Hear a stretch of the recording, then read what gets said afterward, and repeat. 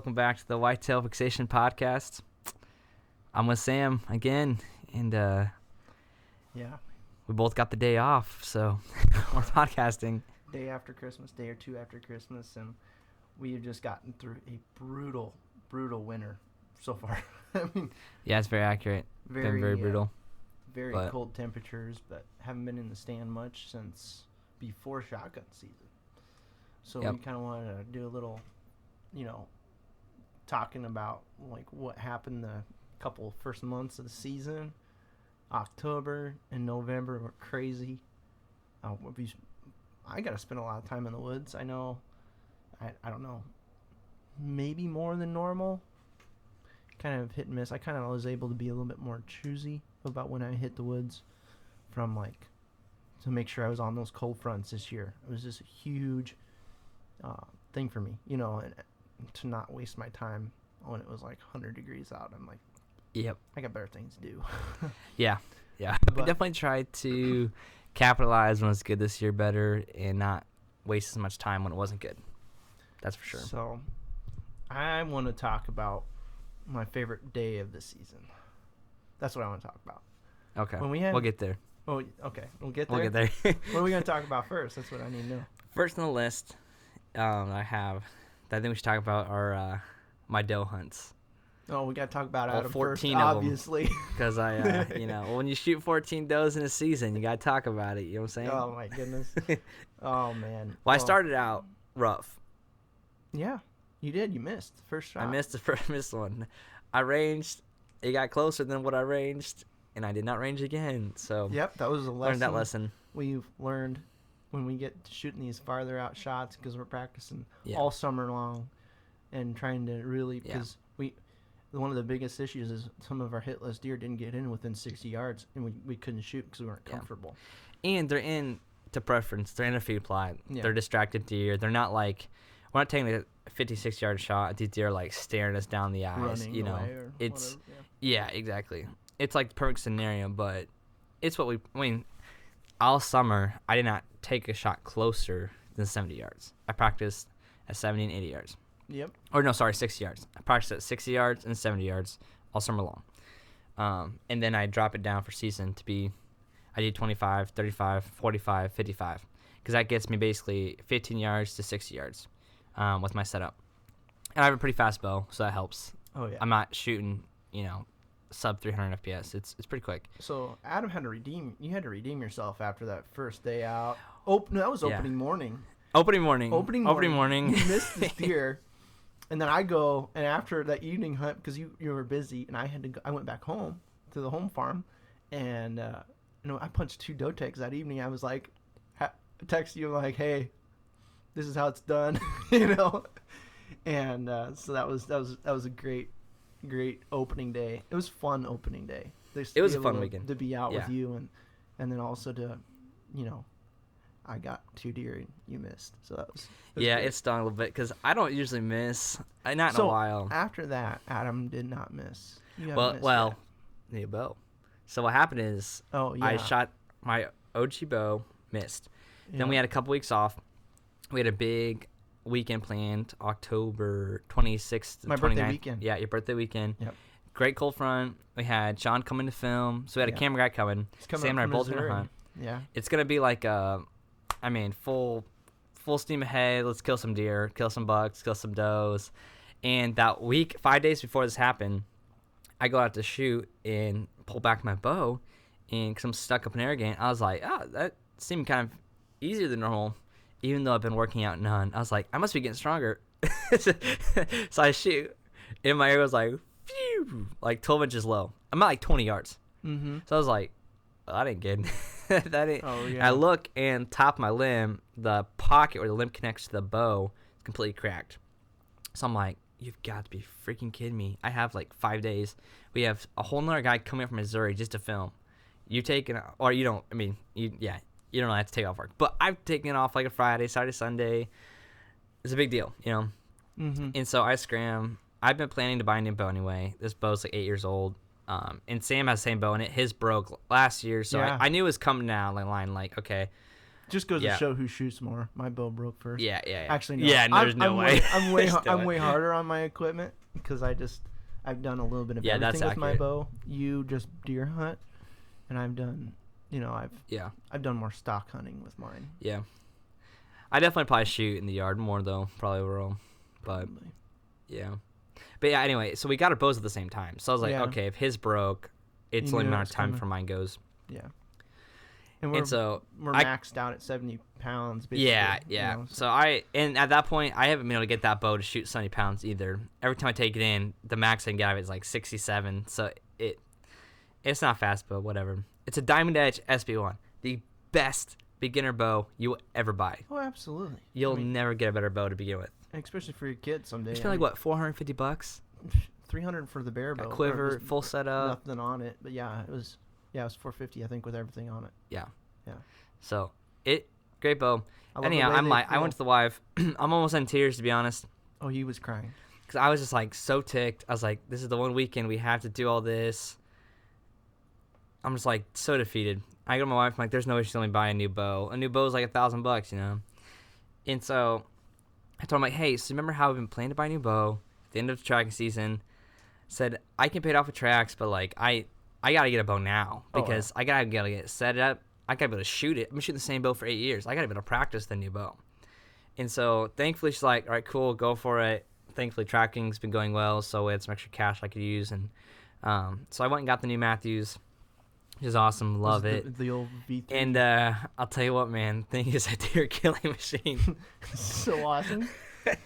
So we're gonna move on to that weekend. Okay, Adam's Yeah. at this new deadly bow. I'm in this tree with this bow. We got Sean Cody, who's with us. He's a film guy in the same tree. Yeah.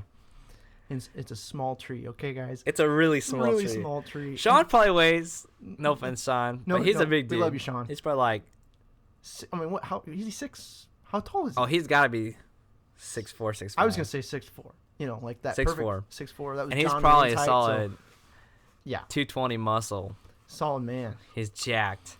Yeah. I'm like a 175 muscle. Same here. Sam's Okay. like 175. This tree's like 12 inches wide. And we're like 24 feet up in the air, and this is like I love. And Sean's this tree. terrified of heights. Yep, and we didn't know what was gonna happen, and so like we're in this tree, and I love this tree. It's one of my favorite trees that we've hunted all year. Just from like the ability to get in pretty well undetected. Our entrance and exits are perfect, and I just love it. We've never really hunted up there. You can tell the deer weren't pressured, and at like almost like clockwork, these deer will come through there at 9:45. Like Yeah. every Well, it's every late. It's It's weird. late, so you don't have to worry about like spooking stuff when you can Yeah. get in what time. So it's like daylight, and we're like, I mean, like guys, I get like terribly stressed out. Adam saw how Yeah. stressed out I was. I was like, it is light, and we are still moving in the tree. That is a big no for me. And Yeah.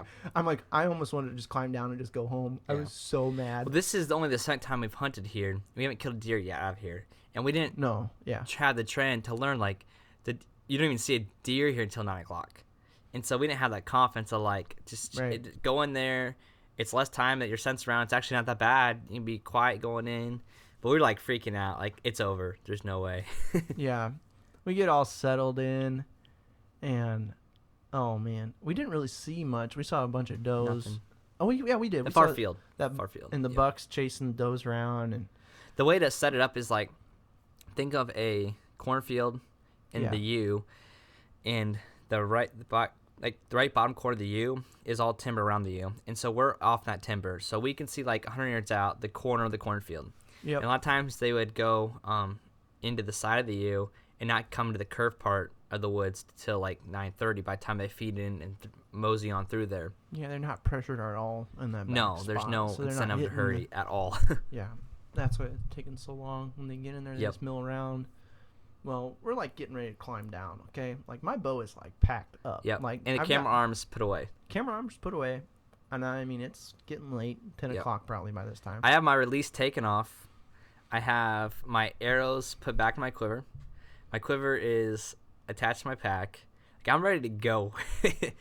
Yeah, he's Yeah. like practically tying his bow to the string. Yes. And No, it was tied. Was tied to the string. Yeah. but not lowered yet. Okay, and this is the funniest part. Sean's up in the tree and he's like, Bobcat, Bobcat.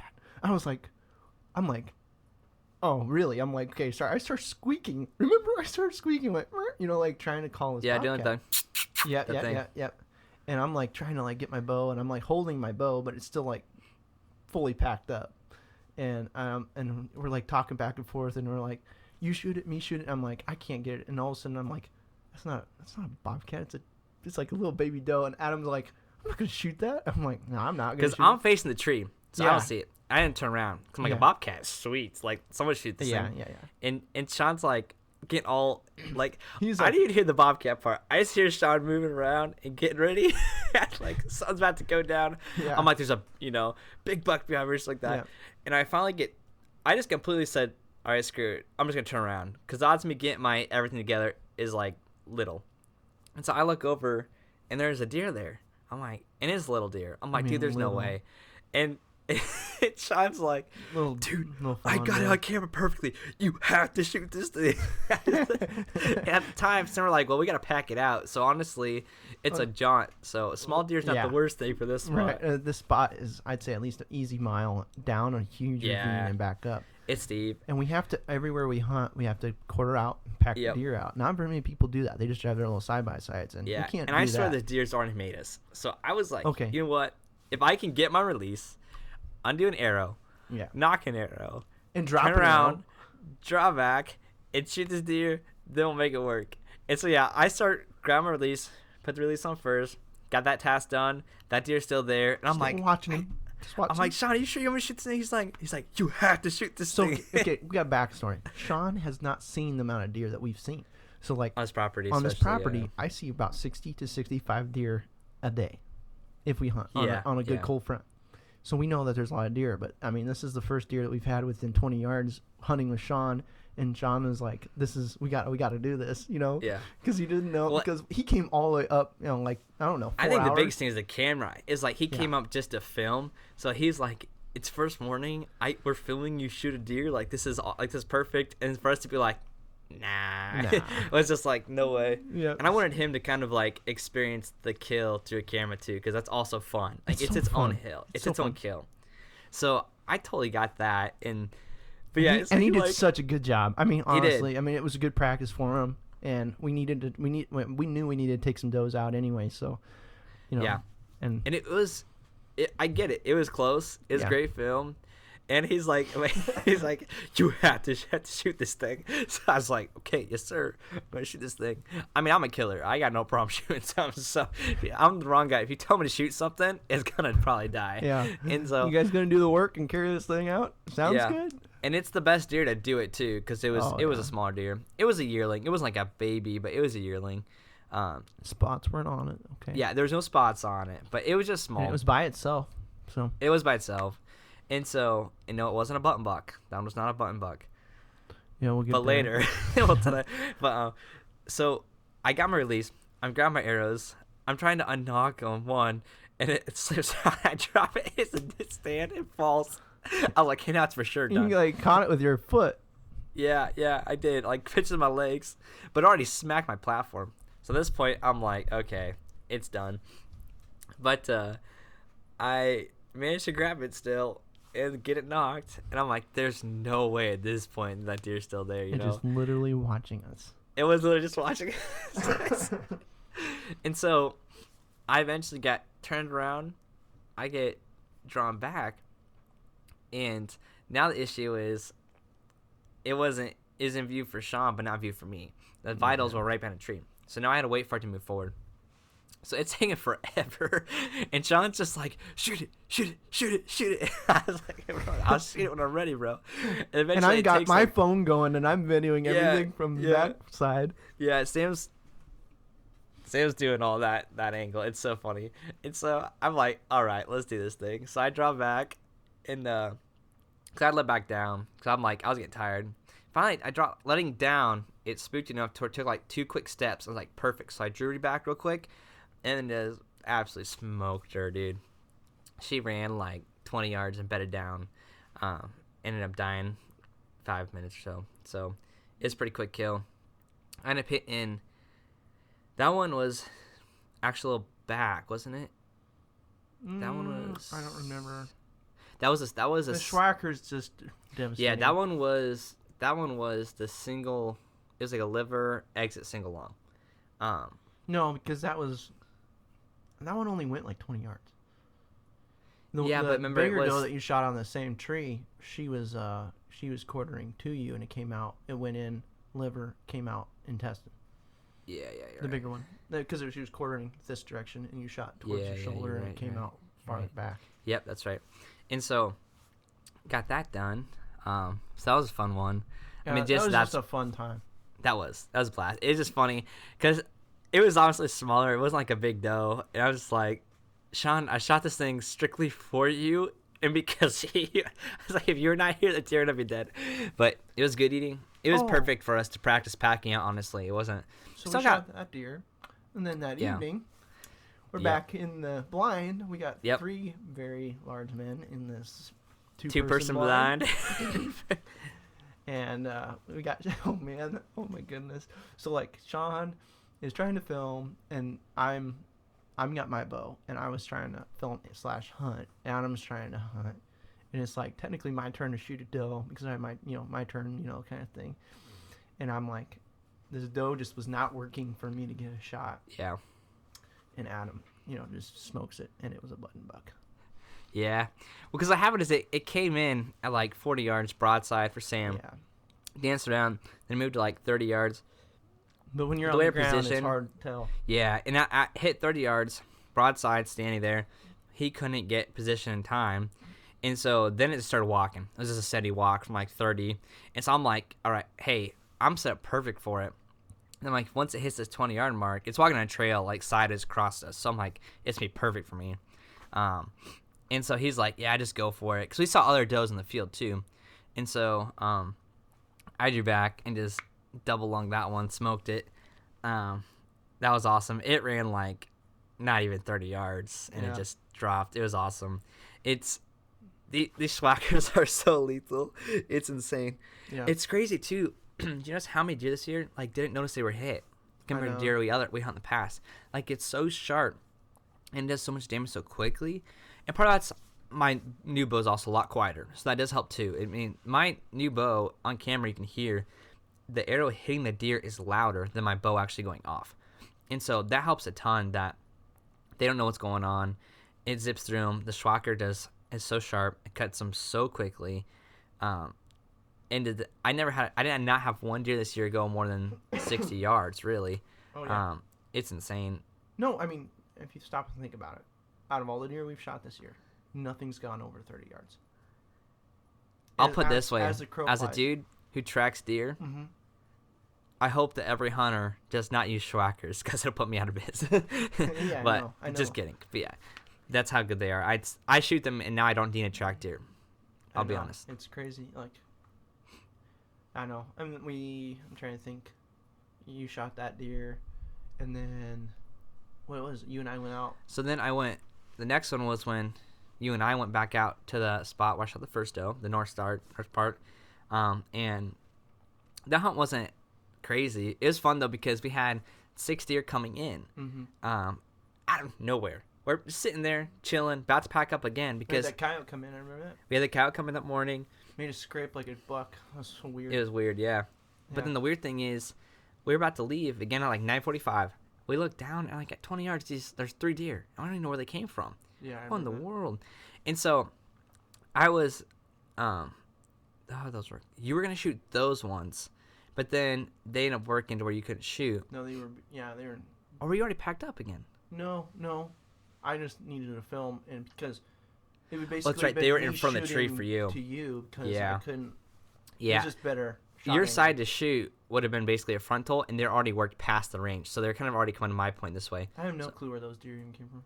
I don't know either. They literally like. It's so people don't understand, but in Iowa we have. I mean, unless you hunt in Iowa, you don't understand the underbrush cover is so thick. Yeah.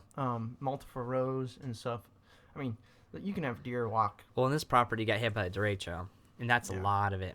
A lot of down trees and branches. So this doe was about 20 yards. And I don't know. I mean, it was like, it just was a perfect shot. I mean, I mean, nice big mature doe, and that was a second deer we shot out of that tree, I think. So Yeah, it was, and it the funniest part though of this filming is there's the original 3 that came into my shooting lane, but then right after, like a minute, That there's adult another one. 2 that came out, oh yeah, and so you were videoing those 2. I was like, filming I the got it, wrong I got it, one. I got it. Yeah, he's like, it's over here. Shoot.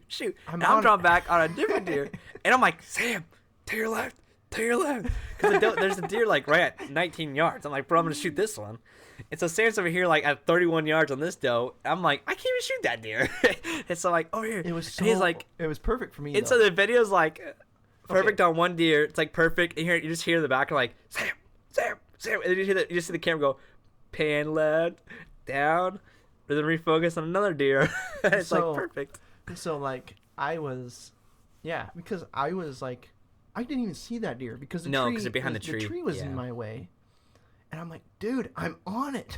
I was like, knock it off and shoot this thing. It's a good thing I looked back And to you see looked that you're up. like looking to the right, because Well- I would totally just shot it, think you're on it. Yeah, well, you do that evidently. Yeah. And so it's like I looked back, and thank goodness Sam was over on the right deer, so I caught it, and then we switched him over. People don't. Okay, But before we. That was a get big to- doe. That was a huge It's doe. a huge doe. Ended up, you got how many pounds of meat out of that? You got like 60 69? pounds of meat 60 pounds processed. processed from the processor. So that's pretty And good. but the doe was super fat, so that's some of the you wouldn't realize how, like the weight of the doe dragging was insane. It was Oh, a big yeah. doe. Big Iowa doe.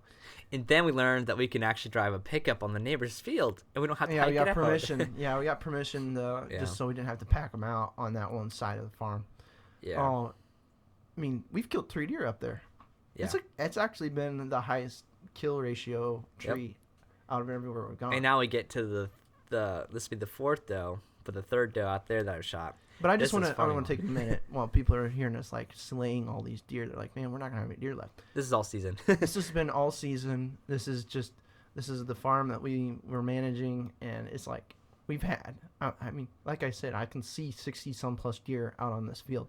The doe to buck ratio is so way out of balance. The biologist insane. reports that we've gotten and done would say we should harvest like 15 to 20 does a season right now. Right. Easy.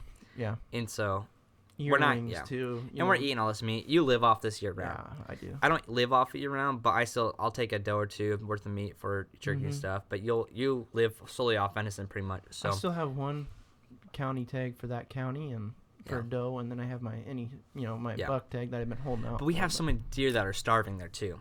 In the summertime, it's brutal. There's so many deer are just ribs. We planted an So- easy acre food plot, and it was Yep. gone. I mean, it didn't even get time to mature. No. That's how It was gone hungry before these deer October are 1st.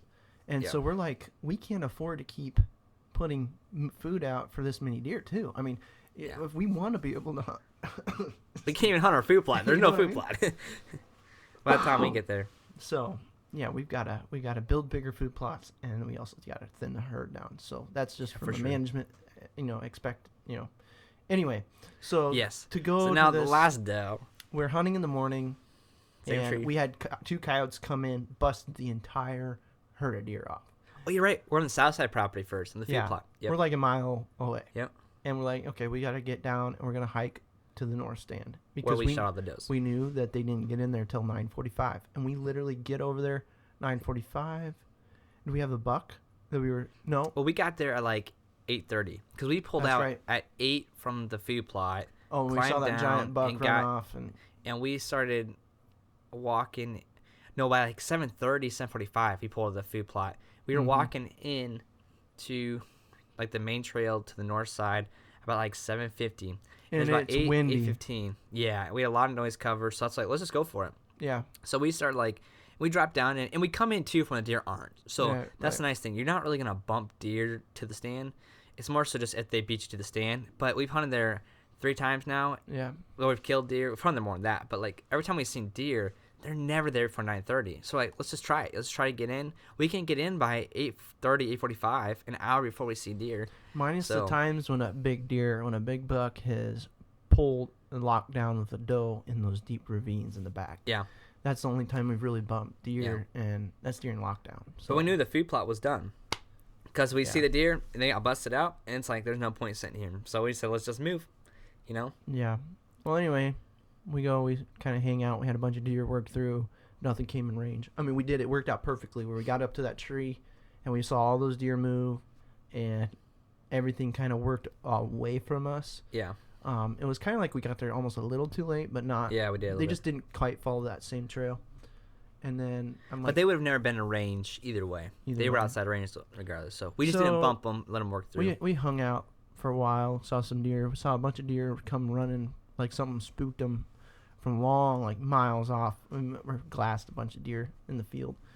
And we didn't see anything, so we decided, you know what, it's time to get up and head out. Well, as we're heading out, I'm like, we found that old deer stand. I said, well, I was going to shotgun hunt the stand with my brother. But it's a one that we had at hung, so I want to add some extra straps to make sure it's secure. It was just left there from the previous lease people that were leasing that ground previously, probably. Yeah. So I went up there. It had been there for a while. I put a couple more straps on it. That thing is strapped to the hilt. And I'm like standing in this thing, like jumping up and down, kind of doing some testing on it and making sure like we're talking. We're just like chatting. Like Adam's got his camo basically off. He's wearing his little neon green. And my bibs on. Yeah, I mean, it was getting warm. It was warming up, and all of a sudden I said, buck. I was like, there's a buck coming.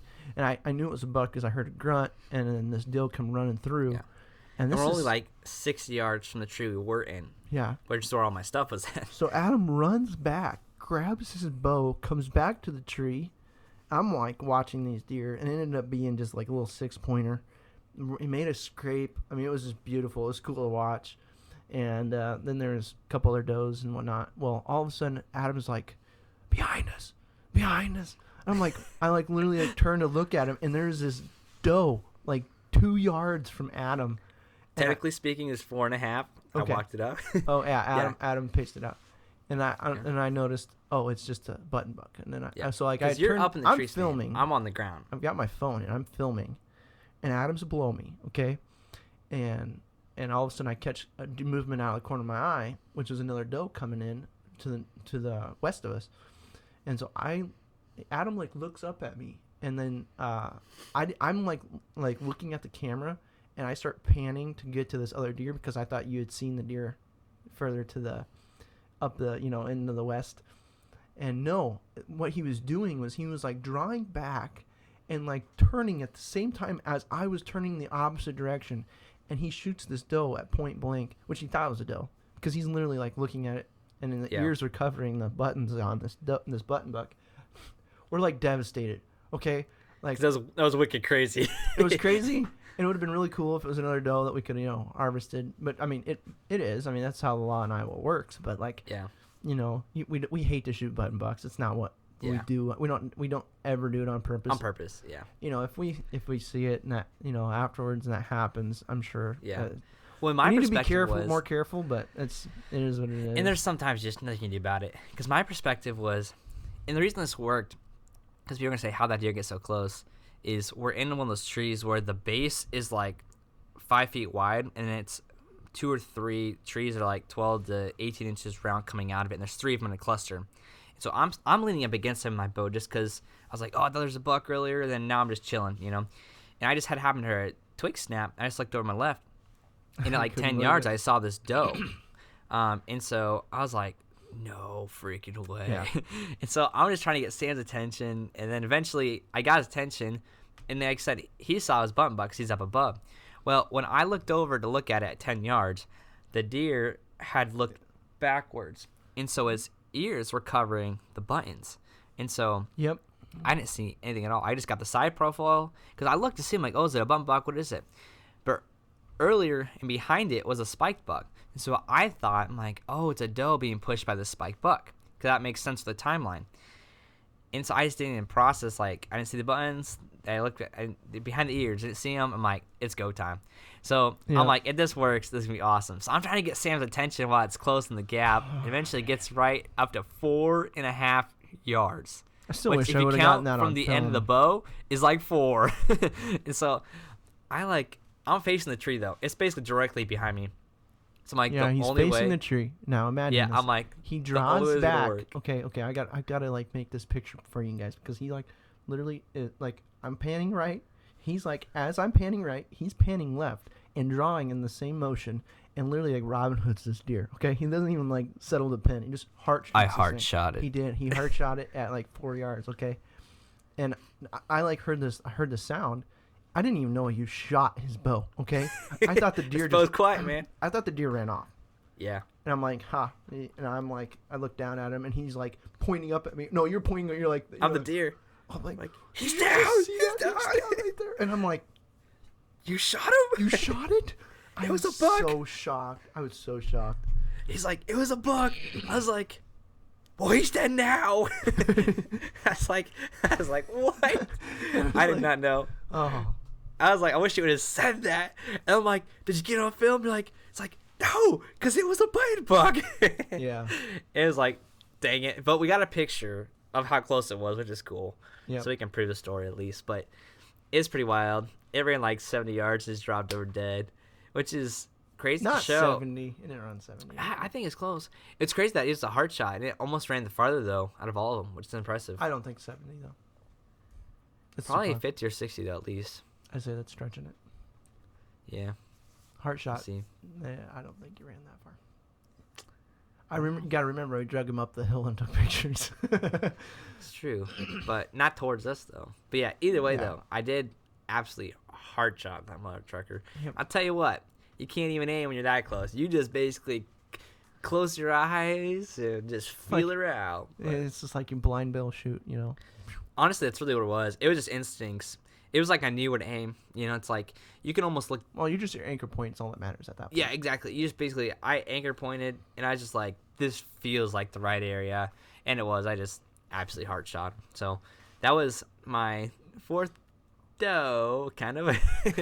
But yeah, it's. But here, okay, I will actually say, drop some knowledge on you from the Mississippi Deer Lab. From management perspective, bunt bucks are actually better to shoot. In the idea that when it comes to like one, that buck will not actually be on your farm, okay? Yeah, so that's because they're what gonna they grow up say, and yeah. leave. So if you have a bunt buck on your property, you're not most likely going to be their home range. So the nice thing is like it's still a buck, so obviously don't jump purpose. Yeah, unless But- because I mean our farm is big enough where we have two separate herds almost. Just Yeah. the way of it's set up, so we try not to do that because Yeah. and it's large enough of a place that it you know I mean we can hold more than Yeah. one mature deer. And the interesting thing too that I learned from them with the young does is you actually for like doe harvest you want to actually shoot the younger does, not the older does, because if you shoot, you're gonna get less meat, yes, but if a doe is young during the breeding season, that means that deer always cycle within like a couple days of each other every year. A deer will always be a couple days within itself every single year to breed. Unless it's thrown off by weather. It doesn't get thrown off by weather. Unless it's Jurassic weather, it doesn't, according to them. I mean, they biologist researchers know more than we do. Unless it's like a Jurassic major like weather, not just like a storm, but like significant stuff, a deer will always go into heat with the same 2 days. Not your herd, but a deer.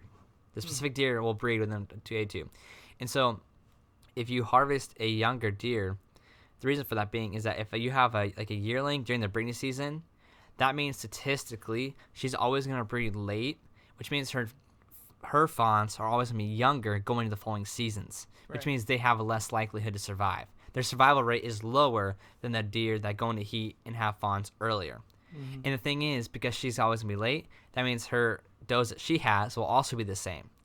And so in a way, you actually, from a doe harvest management perspective, you'd want to shoot your yearling does in your herd during the hunting season, because they're the ones that their survivability rate is going to be lower than the older deer or deer that mature during the hunting season. Right. But it looks really bad on Instagram. So, and you get less meat. But Right. it is interesting to think about. You wouldn't think about it, but it makes sense because now those younger deer are going to give birth later, so they're going to have a younger deer going into winter. Right. Which, if you don't have good food sources, pointless. Will kill them. Yep. And so statistically, for having more deer in 20 years, you would want to not shoot your deer that are mature during the breeding season, because that means they're going to have a deer that has a higher likelihood of survival, which is interesting. But yeah. Well, I mean, Well, I knew we were going to talk about too is some of our bigger deer encounters we've had this Yeah. year, and from the South Farm to the from the South Farm all the way up into Central Iowa Farm that we've been hunting. I think we'd start with South Farm because I got to hunt it during that October, like the October summer patterns still, and we have a buck we call 8 ball or Big 8. Is probably, I mean, I've shown some pictures to some guys that hold 200-inch deer all day long. He thinks it's an easy 170-inch 8-point buck. Yeah. Could be one of the largest 8-points shot in Iowa if He might go 180 because he's just got mass the whole way through. He's got good mass. I mean, he's super wide, super tall. I think he's a easy 5.5 plus old deer. I mean, last year I was like, oh, easy 4.5. And I He's saw pushing him 6 for sure. You know, I've got some crazy history. You know, from last year encountering this buck in late muzzleloader 2 times, and not being able to get a shot. Trees were in the way, and he's just like, we knew he was going to turn into a mega giant. Absolutely. If he's not shot, I think he can still get bigger, but it's hard to say when we start getting to that 6 and 7-year-old range. But I got encountered with him at a 65, 70 yards broadside. I got pictures of it. I knew his patterns. He was doing it, pretty frequently, and I was just trying to, really stress the wind and not bust him. And he came out the last deer in out of the entire herd of deer that came out, and just couldn't make it happen. I'm not comfortable at that range at a deer that size, caliper, but I knew where he came out. He came out on the exact same spot. I get in a tree 25 yards from where he came out the next day. Same wind, same situation. They're starting to hit the food hard, getting ready for, the pre-rut's starting to happen. We're getting some scrapes, and he was making his mark, making some scrapes right on the edge of that field. And I get in that oak tree, sorry, and all these deer come out. I had a lot of good 3-year-old bucks come out, and I knew that he'd be coming behind him because they were still in their bachelor group. Here he comes, and it was too late. I mean, it was dark. I mean, the camera couldn't even pick him up, and at 25 yards, I got within 25 yards of my hitless deer, but couldn't make it happen because it was too dark. And our camera can see better than us in the dark, so it was way it's too late. Yeah. I stay in the tree so long, so that way I don't push deer out. Especially in that food plot, you have to. So that was my encounter with him. I had another encounter with a buddy. I was taken out hunting for the first time. And we rattled in like 3 or 4 good 3-year-old deer, and then I was like, hey, we need to get down. I want to go sit on the ground down in the bottom and see if we can catch him heading to bedding, falling to bedding. And there it was. Big 8 popped out again on the edge of our property. He does not come in the interior. He stays on the edge, and we'll catch him coming off of another section of land, of course. So because where we're at is just so heavy timber. And so he came in, and I rattled him, and he came in to about 45 yards and just didn't want to commit. No. Crazy deer. I mean, when you get them in daylight during November, seeing that, awesome encounter. And he's a home money buck, so it's like, this isn't a deer we need to make the dumb mistakes on. No. Because we saw him total 4 or 5 times this year. Yep. If we would have done something stupid one of those times, we may never see him again. But yeah, we knew we got opportunities, so it's like there's a reason we're not, doing anything stupid in this. So being really patient. I'm hoping tonight when I go out, he's going back into starting to get back into those habits that were kind of similar to his summer habits because it's getting late enough. Because his summer habits are kind of similar to the late season habits almost every year that we've hunted him. Anyway, so that same day we decided, okay, nothing, because we were playing it pretty aggressive. It's in the middle of the peak of the rut, and we rattled that one in. Why don't we go? So we start heading up to the north stand, and we ran into what we call our trash buck. Huge, giant, I'd say an easy one again, 170-inch deer. Mm-hmm. And we saw two of our very boxy. It's wide. Oh man, tall. Stupid amount of kickers. I mean, the scrape that he's working is the size of a football, if not bigger. On the tree, the rub, and we're literally walking behind this deer with the decoy in front. He's on a hot doe. So locked down. We spot him, got winds in our direction, and we just keep following right behind him, hoping to get behind the next tree, get to the end, and hoping he would hear my call, turn around, and try to come investigate. But he just didn't. He was not interested. We just kept walking away. We could have probably followed behind that deer all day long, and he would not have cared. But we got pictures of him all summer. We got that encounter. I couldn't believe it. I mean, could not believe it. Well, Yeah, because we didn't know he was here still. We were waiting. Yeah. We knew he was in the summer, but we didn't. Yep. We lost pictures. That was the first time we got picture. We had one eyes on him. picture like in that first week of October, I think, Mm-hmm. or maybe it might have been the last week in September even. Yep. I think it was September, and then we never really saw on the him. plot. Yep. Yeah, and then we don't go in to move cameras too much when season starts. Nope. So that's kind of all we had of him. But Yeah. that was cool to well, we have some big bucks to stay there, which is cool. Oh yeah. So Well, we gotta and figure something out. it's a very hard section to hunt, and it is testing everything we know about deer hunting. And Yeah. just to be able to get within 45 yards to 25 yards of 170 easy 170 deer. I've been hunting for a while, so I've put tapes on different deer, and it takes a lot to get that big of a deer. But then the mass is there. The what really is his main beams is what sells it for me. The main beams are huge, and that's where you get a lot of your scoreable points, is in the main beams. But anyway, Mark Jury was mentioning that during the phase where they start like coming back to the green, when they start coming back after post rut, they start coming back. We really didn't see any giants, during the rut. It was a weird rut hunt for us this year. Seemed like they didn't even have a very hard rut. It was our first year hunting the property before. Yeah. Last year we had it permission late season. and like November 30th. Yep. So we really didn't get a chance. We hunted it like for 3 days, and then it was like shotgun season and late season. So this is our first year learning October, November too. I don't know. I've hunted the rut though so many times, and it just didn't seem. Maybe it was just the farm. Maybe that's just how it's going to be, but just did not seem. Our farm doesn't hold deer that they don't bed there. I think there's a lot of it too. Is that we don't have a property that you walk and just bust does out left and right. Nope. We hunt where 3 ridges all meet, and so you have like a Deep forked valley bottom, ravines and the deer don't stay in there. They're travel quarters, So the issue with the rut for us, I feel like, was that I think we might not seen a lot of our big bucks that we thought, because there wasn't a lot of the doe population staying on our property.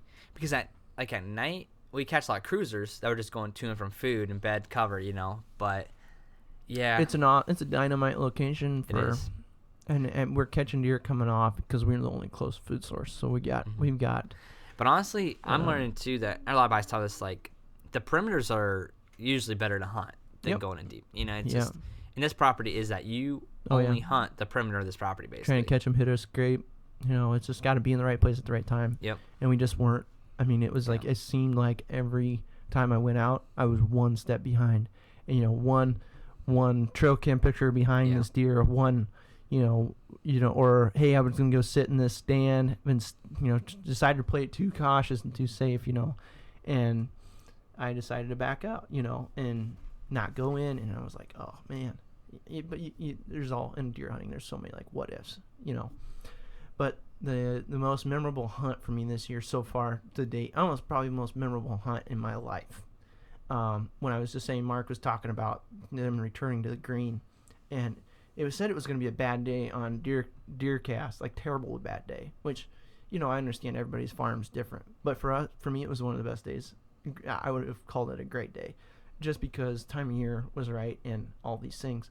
But I went to the blind. I'm, self-filming. Everything's against me, but it was super, super bright. The no overcast. I mean, and they were coming to see what was left in our food plot, and I had 3 bucks, probably all of them, and 3.5, 4.5. The one buck I don't know for sure, didn't get a very good look at him. Could have been probably a 5-year-old deer, but that's probably pushing it, to be honest. But all of them just absolute big deer. I mean, for the ages they are, I am so excited. I hope they made it through shotgun, because they're going to be absolute giants. We got pictures of these deer all year long. We've had encounters with this one buck Adam's had encounters with this one buck. Yep. And it's like one of those like, you know what, we'd be happy if we shot it, but we also know we're gonna be like ecstatic letting it go for next year. So, these three. He's a great. I don't think he's 4 yet. Do you? I think he's just a monster 3.5-year-old. I mean, if he's 3.5, oh man, his rack is. It's like he's a deer. Like we see him, we're like giant, like we're gonna shoot him, and then he just like turns sideways, and you're like, his body's like, nope. Actually, or like up close, he's a monster. But then you see him like at 150 yards out through your binos, you're like, when you just see the silhouette, you're like, and okay, we compare him to he's pretty young. Other deer He's got no belly. Too. Yeah, when you compare him. Well, the thing is, what really got it is, I have a buck that Adam and I are literally, we got his antler right here. I'm literally gonna hold it. I'm almost confident it's this buck. Just if not, it's got to be. And he's trashy. He ended up this year blew up. I mean, he has a whole bunch more kickers like this, but he's also main beams got a little bit bigger, but he's super heavy like this. And he ended up with on his left side, he's got a whole bunch of like. It's like a high and tight. It's like a smashed in, but big mass and tall. I would say that, yeah. But he ended up just being a trash buck because I think he got shot this year, and that's why he shed his antlers so early. He got a funky side. He's got a side that this side's honestly pretty normal. The left side is insane, but he's missing the hair on his back from his shoulder all the way to his back hips. He's missing an eye, and he's a buck I call Moby Dick, and and he's super super aggressive. And I'm gonna set this antler down here. So like oh man, I saw him. We were down in the bottom, and only reason I know him, you could call him like the patch buck. He's missing a patch on his back. We got a picture of him the year before working a scrape. I think it was the same buck that came out and was pounding on the telephone poles. There's a crazy story. That hunt was insane. He literally came out. We have telephone poles, and he made a scrape, and he took his not his antlers. We took his hoof and pounded the telephone pole, and made this deep, grunts. Stomping on it. It's crazy. It was insane. It's just absolutely insane.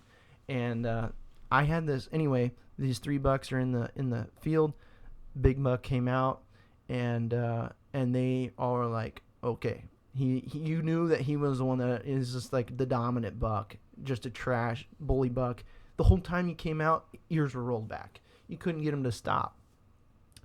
And I knew I had that one really nice 4-year-old buck that came in and was working a scrape, and he was coming around the bend, and he came in broadside at 20 yards. I couldn't get him to stop, and I had the camera rolling, and I was going, meh, meh, meh, meh. Now, you don't get this footage because I deleted it out of pure panic, because when it happened, I had this buck come in broadside, couldn't get him to stop, and the camera ran out of footage. I've been filming these deer all afternoon since 3 o'clock. And I was just like, it was just a wonderful day. And so I'm like panicking. This deer is still moving and working around the side of the blind that I had pulled the curtains up. And I am like panicking, getting this. I'm doing so much motion, trying to get all this film deleted so I can get back on this. And it was like, one of those worst. I should have just stopped and just like watched this hunt and just let it go. But I get the camera going, camera's going, GoPro dies. It was just terrible. Everything was going against me, and I've got this buck at 15 yards, broadside, and he stops.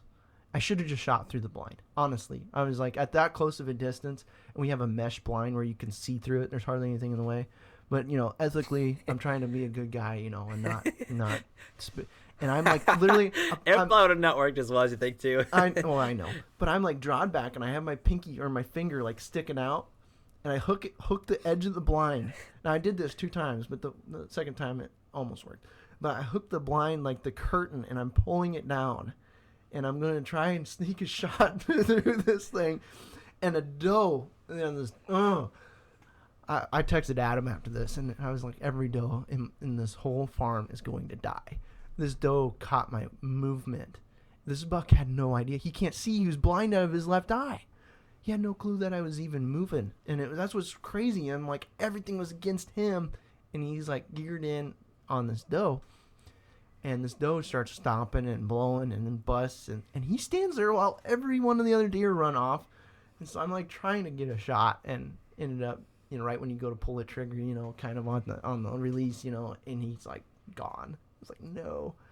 But that was my encounter with Moby Dick. That's the buck I called Moby Dick because he has a little bit of a peg leg. He kind of like walks a little bit like. I almost thought it was the buck I shot. To be honest with you, I almost thought it was the buck I shot. He's an old legend. He's an old legend. I mean, and that's my favorite Can't type be killed. of. That's like when I see those deer, it makes me not want to shoot any other deer in the whole woods because it's like, he's old. Yeah. I don't care if he's got two little like bumps coming up, but he's old. I mean, he's like, it's just like, I don't know, to have a deer that has outwitted hunters for 7 years, 6 years, however old this deer is, and yeah, and just an absolute. Well, it's crazy because this year, it feels like this year you've had all the like buck encounters, and I've had like all the doe encounters. Because you've gone out there to try to shoot a doe, and it's like you can't shoot a doe to save your life. Yeah, it's not because of like you missed or anything. It's just like dumb stuff. And I go out there, and I've had multiple buck encounters still the same buck, that big 3.5-year-old. I could have shot him now, like 3 different times, and I've seen him probably 5 or 6 occasions. I could have shot him too. And it's just like, but I never saw another buck come in. But I've had a doe I could have shot every time I go out, every time. Oh yeah. And it's just funny how that works out, but yeah, it has been a good year, and it has been. It's been one of those. For our first full year on the property, yep. We shot like 4 deer. It's phenomenal. Yeah, and I mean, you want to go back to like talking about like those bucks that we had encounters too. I mean, we had encounters down by me, some absolute giants. We sat through the rain, and we can, but we might make it quick if we want to coyote hunt because it's 12:26. No, we don't have to talk about it. But it was like, crazy. Real quick, what do you think like our plan is for the buzzer beater? Late season. We don't got a food plot. Oh, just trying to catch them going to the corn.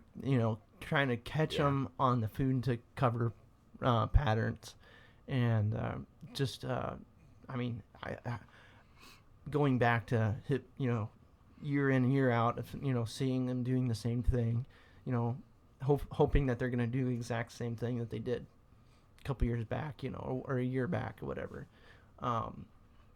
So I mean, that's the only thing we can do is hope that they get shot during shotgun season and things like that. But I don't know. I'm going to try and get out tonight. It's a nice warm-up. First warm-up we've had. I think, people are like, oh, it's hot out. Why would you hunt? Why aren't you hunting cold fronts? I think they're going to move just as much now as they were going to move yesterday. You know what I mean? It was so windy last 2 days. Yep. They're going to be in deep timber. I'm hoping now they feel comfortable. Yeah. No stress, no wind. A nice day to go out, get a snack. You know what I mean? Like this is... No stress, no wind, and no more antlers. Yeah, I'm guessing. Let's hope they're not shed yet. Yeah, I'm seeing shed bucks all over the place already. So that's crazy for not even in January yet. But we've had such a stressful year. I mean, especially on our farms, no food and temperature-wise, mostly, yeah, -50. I mean, with wind chill and it's just crazy. So, but Yeah, it's been a good year. It has been.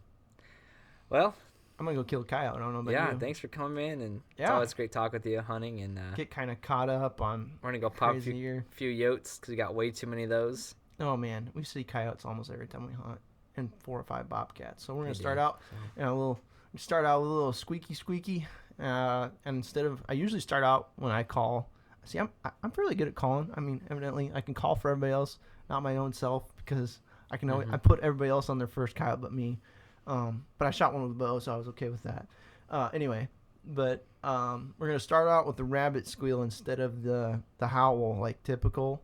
Typically you go howl, rabbit, and then you go pup distress, and then kind of repeat maybe another rabbit again. But hopefully we got so many bobcats. Hoping we'll start out with rabbit and hoping bobcat comes in, because we can still get, I got my fur bearers, so we can put it on there. And a buddy told me what he does works good is he takes like a coon hide and puts it on his call. That's I got that coon hide. We should take that and just throw it next to the call, just so we got snow. So then you got some nice dark fur. I got the decoy. But yours has a decoy on it. That's right. Yep. So we're ready to rock and roll. So alrighty. All right. Whitetail Fixation out, man. Thanks for tuning in to the Whitetail Fixation podcast. We appreciate it. memories do they add?